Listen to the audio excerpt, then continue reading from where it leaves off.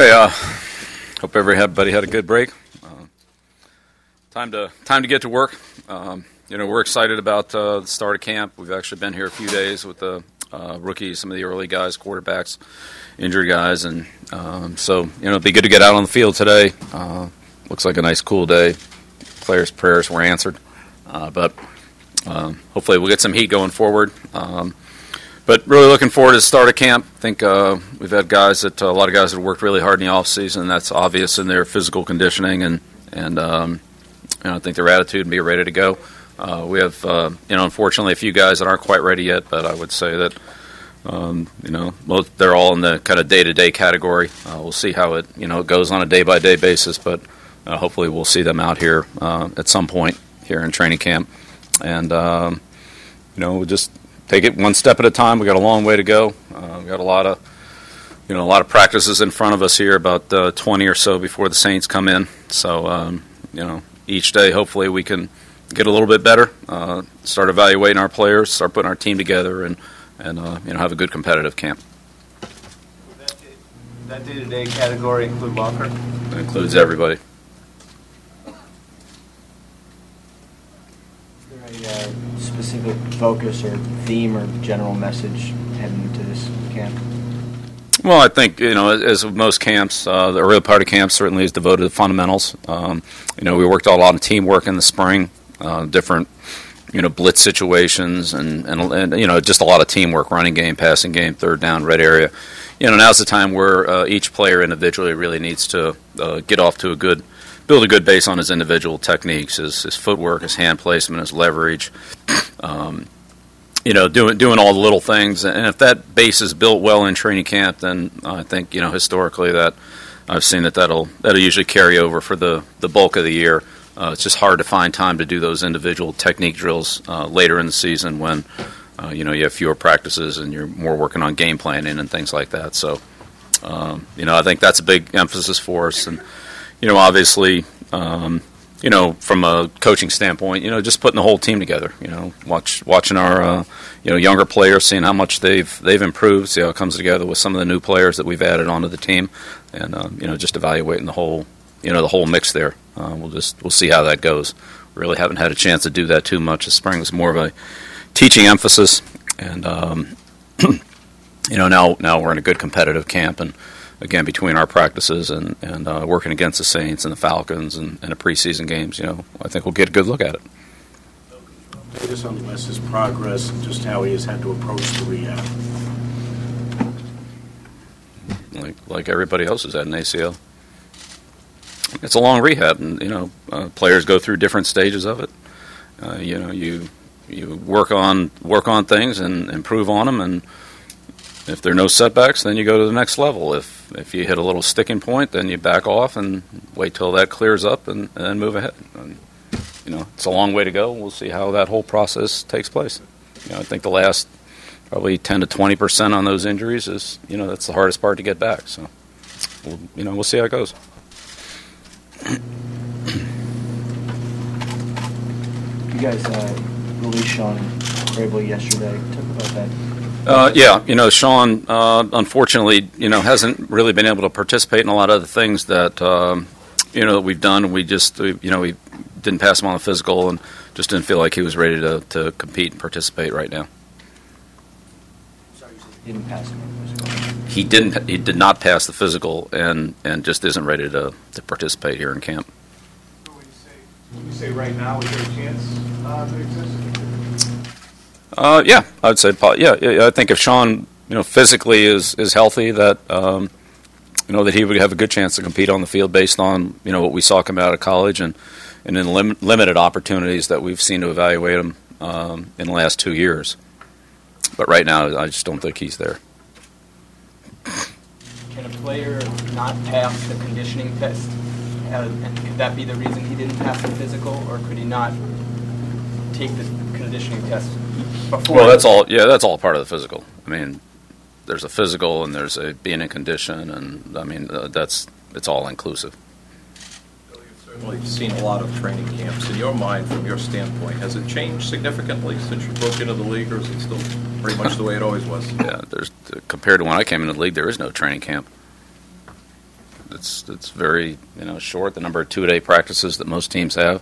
When I came into the league in 1975, we started camp July 5th, and our first regular season game was September 21st. So it was 2.5 months of training camp, 6 preseason games, 3 scrimmages against the Redskins.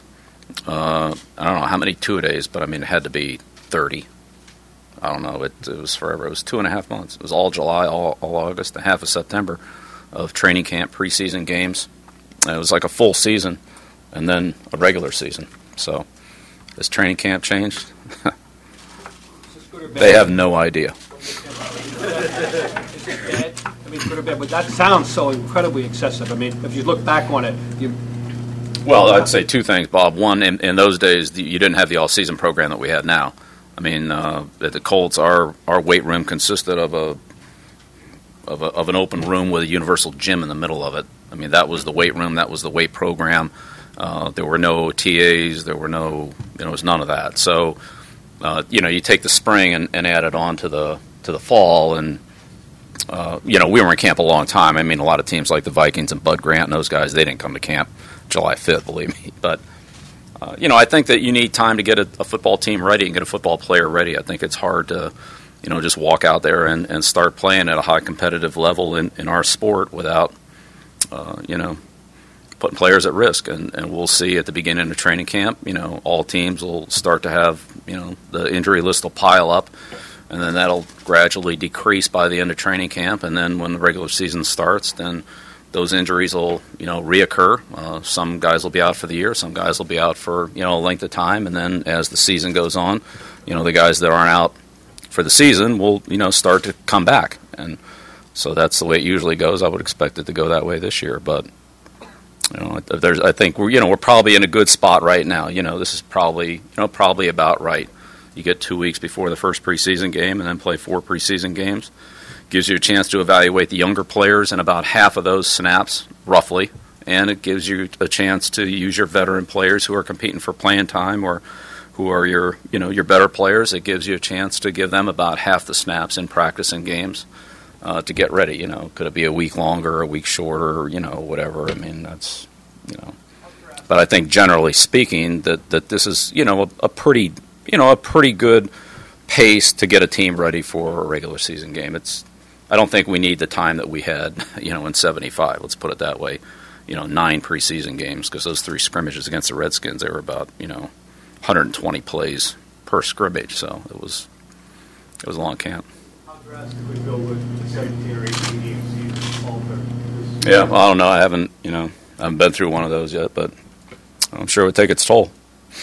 Bill, you've got 2 situations where you'll be practicing against another team this year, which is somewhat of a different approach than the past. Can you talk a little bit about what the thought process was of joining up with the Falcons and with the Saints? Well, I mean, I think it starts with just having a real good relationship with both organizations, with Tom and Mike down in Atlanta, and Sean and Mickey down at New Orleans. I spent quite a bit of time with Sean at the Pro Bowl after the '06 season, and Thomas, of course, and Mike Smith. So we've talked about that from time to time, not just this year, but it just worked out. We're playing them early in the preseason, and we right away we talked about it as something that we would want to do and would be beneficial. So I think that's the most important thing, is just the logistics, and then having a good working relationship, with the team. And not that we didn't have good working relationships with with Andy and Philly and or John at Baltimore, teams we've opened up with in the past. It just didn't logistically work out as well for both of us. But maybe that's something in the future we could do. I don't know. This is something from a competitive standpoint too, because obviously training camps for years you've been practicing 25 practices against yourself Sure. all the time. And there's a certain monotony to it after a while. Does this kind of inject life into training camp a little bit? I think there's definitely an element of that, absolutely. Yeah, and I also think that it gives you just a different look at, their plays that they run that we don't run, and there are looks that that New Orleans and Atlanta will give us that we'll see in the preseason games, but we'll also have a chance to practice against them. And I think that that's healthy too, and you see a different. They have different players than we do, so the matchups are different. You get to evaluate your players against not just your own players, but against other players at a high level, and see how you. It's not always just ability; it's just how a certain player matches up against another player or type of player. So I think that's valuable too. So I think that's good. The other thing that's always a problem is trying to get your team ready for the first preseason game. You've got 75, 70 guys, however many are going to play in the game, and trying to get them practice reps where they're really prepared to play. It's a lot easier if you could just practice against that team. That is the scouting report. That is the preparation, and then let them go out there and play. And the same thing for their team, and Thomas and I have talked a lot about that.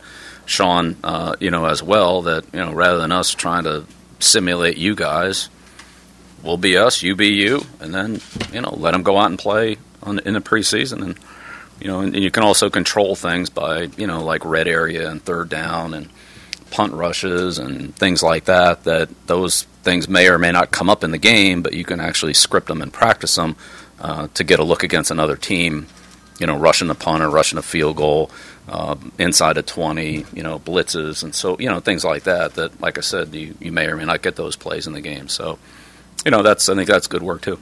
Bill, do you spend any time at all thinking about the schedule as fans and media do? I don't know. What do you think about, Bob? 16 times. I mean, you're just getting your team ready, and that's it. Do you think any time at all, not worrying about, but even just thinking about the schedule? Well, I mean, we've spent a lot of time in the spring looking at our opponents. We have new opponents. We have the NFC North. We haven't played those teams in 4 years, so we've gone back over Detroit. That'll be on a short week. Chicago, Minnesota, Green Bay, and then the NFC North. We played had a pretty good history with Pittsburgh. We played Baltimore last year. Cleveland, Cincinnati.